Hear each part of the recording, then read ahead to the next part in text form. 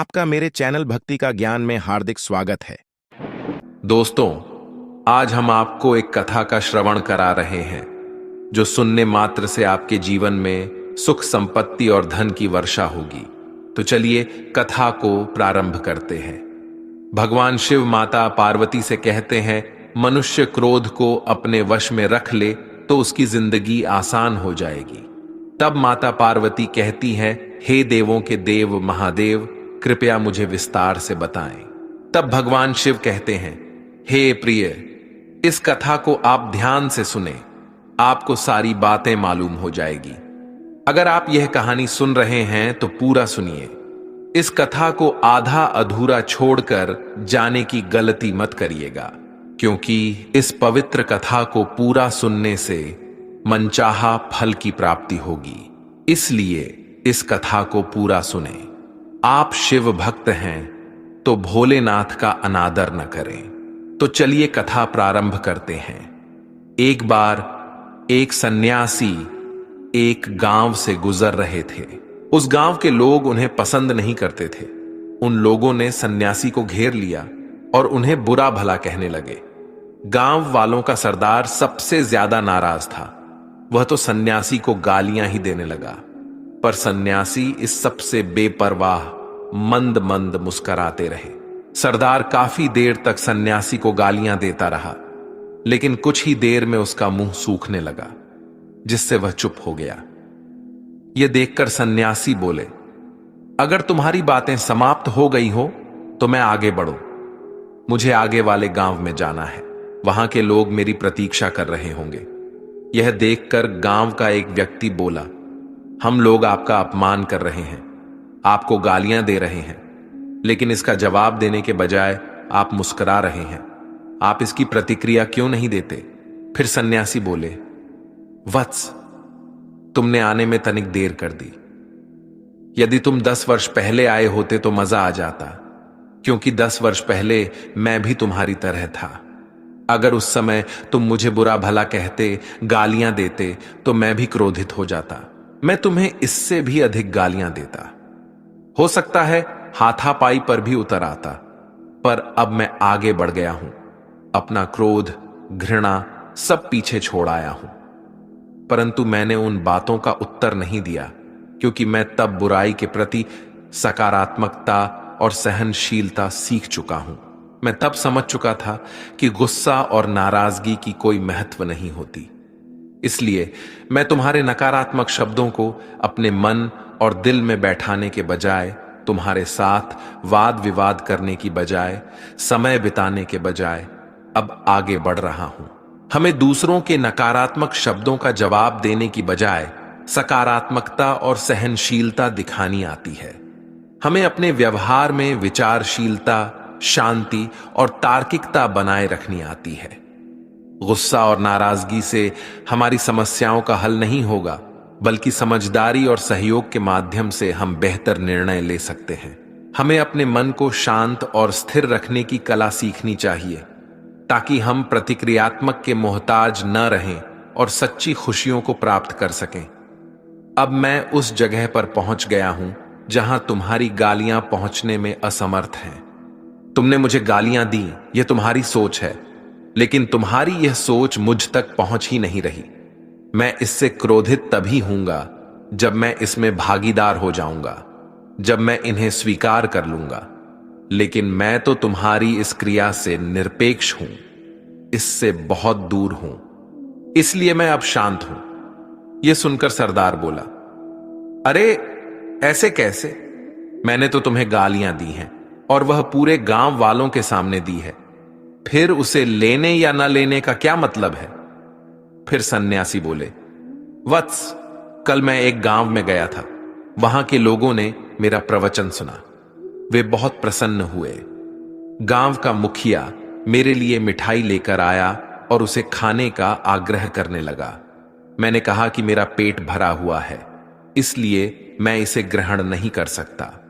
यह सुनकर वह व्यक्ति मिठाई वापस लेकर चला गया, क्योंकि जब तक मैं कोई चीज लूंगा ही नहीं तो कोई मुझे कैसे दे पाएगा। इसमें तो मेरी सहमति आवश्यक है ना। यह सुनकर एक व्यक्ति ने सन्यासी का समर्थन किया। हमें गलत तरीके से चीजें मांगने और अपनाने की आदत से बचना चाहिए। उन्होंने समझाया कि जो चीजें दोगे उन्हें स्वीकार करने के लिए उनकी सहमति आवश्यक होती है। हमें अनहोनी याचनाओं और मांगों के लिए नहीं, बल्कि सावधानी पूर्वक और सचेत रूप से अपनी आवश्यकताओं को व्यक्त करना चाहिए। हमें अपने प्रत्यक्ष और परोक्ष संबंधों में समझदारी से चलना चाहिए और निर्णय लेने से पहले अपने जीवन में संतुलन को ध्यान में रखना चाहिए। हमें यह समझना चाहिए कि सहमति और समर्थन की आवश्यकता हमारे संबंधों को स्थिर और स्थायी बनाती है। जब हम अपनी आवश्यकताओं को आदान प्रदान करने के लिए सही समय पर बातचीत करते हैं और अपने आप को संयमित रखते हैं, तो हमारे संबंध गहरे और विश्वसनीय होते हैं। हमें आपसी समझदारी की आवश्यकता होती है, जिससे हम दूसरों की समस्याओं को समझ सकें और उन्हें सहायता कर सकें। हमें यह शिक्षा देती है कि हमें खुद को नियंत्रित करना चाहिए और संतुष्टि का मार्ग चुनना चाहिए। हमें चाहिए कि हम अपनी आवश्यकताओं को समझें, अपनी असली आवश्यकताओं को पहचानें और उन्हें संतुष्ट करने के लिए सही तरीके से बातचीत करें। इस प्रकार हम संयमित और समर्थनीय व्यक्ति बन सकते हैं, जो अपने जीवन को संतुष्ट और प्रगतिशील बनाने के लिए सक्रिय रूप से कार्य करता है। फिर सन्यासी ने पुनः पूछा, हमारी प्रतिक्रियाएं हमारे जीवन पर व्यापक प्रभाव डालती हैं। सन्यासी ने बताया कि जब उन्होंने मिठाई लेने से इनकार किया तो लोग उसे अपने घर ले गए और उसे अपने परिवार के साथ बांट दिया होगा। इसी तरह जब हम असंतोष और क्रोध के बजाय सहमति और धैर्य का प्रदर्शन करते हैं, तो हम अपने संबंधों को मजबूत और स्थायी बनाते हैं। सन्यासी ने स्पष्ट किया कि उन्होंने गालियां ग्रहण नहीं की हैं, इसलिए उन्हें क्रोध भी नहीं आया है। हमें अपनी प्रतिक्रियाओं को समझने और नियंत्रित करने की आवश्यकता होती है। जब हम अपने मन को स्थिर रखते हैं और अपने भावनात्मक प्रतिक्रियाओं पर नियंत्रण रखते हैं, तब हम अपनी स्थिति पर विजय प्राप्त करते हैं। हमें व्यक्तिगत संयम और आत्मनियंत्रण की महत्वपूर्णता को समझना चाहिए। अपनी प्रतिक्रियाओं को विचारपूर्वक चुनना और स्वयं को उन प्रतिक्रियाओं से दूर रखना हमें संतुष्टि और सफलता की ओर ले जाएगा। सन्यासी के उदाहरण को अपनाकर हम समझ सकते हैं कि विवादास्पद स्थितियों में भी हमें शांति और समझदारी के साथ प्रतिक्रिया करनी चाहिए और क्रोध के प्रकट से बचना चाहिए। यही हमें स्थिति, गति और संबंधों में मजबूती प्रदान करेगा। सन्यासी की बातों पर सरदार ने कोई प्रतिक्रिया नहीं दी। शायद वह कुछ सोच रहा था।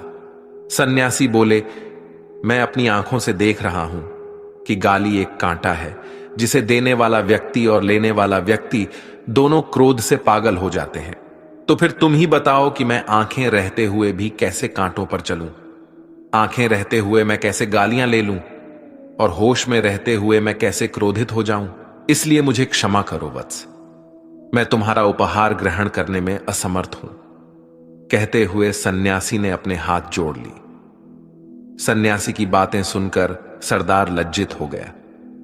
उसकी आंखों से आंसू निकल रहे थे।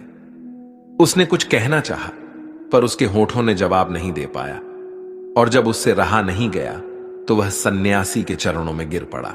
हम में से ज्यादातर लोग यही समझते हैं कि हमारे दुखों का कारण कोई दूसरा व्यक्ति है, और जब हम ऐसा मानते हैं तो हम अपने स्वनियंत्रण की कमी और अक्षमता को अनदेखा कर रहे होते हैं। वास्तव में यह हम पर निर्भर करता है कि हम दूसरों के द्वारा प्रदान की गई नकारात्मकता को स्वीकार करते हैं या नहीं। अगर हम नकारात्मकता को स्वीकार करते हैं तो हम अपने पैरों पर कुल्हाड़ी मारते हैं, और जब हम उसे अस्वीकार कर देते हैं तो घृणा, क्रोध, हिंसा हर चीज से मुक्त हो जाते हैं। सन्यासी की यह कहानी हमें कई महत्वपूर्ण सीख मिलती है। यह हमें सिखाती है कि किसी दूसरे व्यक्ति के नकारात्मक शब्दों का हमारे ऊपर असर होने की जरूरत नहीं है। हमारे साथ जो भी होता है वह हमारे समझाना और समझने के अनुसार होता है। हमें अपने विचारों और भावनाओं के प्रति सचेत रहने की आवश्यकता है, ताकि हम दूसरों के नकारात्मक शब्दों को अपने मन और दिल में न बैठाएं। इस कहानी से हम सीखते हैं कि सब कुछ जिंदगी में सही समय पर होता है। सन्यासी कहते हैं कि अपने क्रोध को वश में रखकर वह शांत रहते हुए दिखाना चाहिए, जो उसने अपने अनुभवों से सीखा था। हमें अपने क्रोध और नाराजगी को संभालने की कला सीखनी चाहिए, क्योंकि इससे हम समझदार और विचारशील निर्णय लेने में सक्षम होते हैं। इतना कहकर भगवान शिव इस कथा को समाप्त करते हैं। अगर आपको ये वीडियो अच्छी लगी हो तो लाइक करें और शेयर करें और मेरे चैनल भक्ति का ज्ञान को सब्सक्राइब करें। आपका धन्यवाद।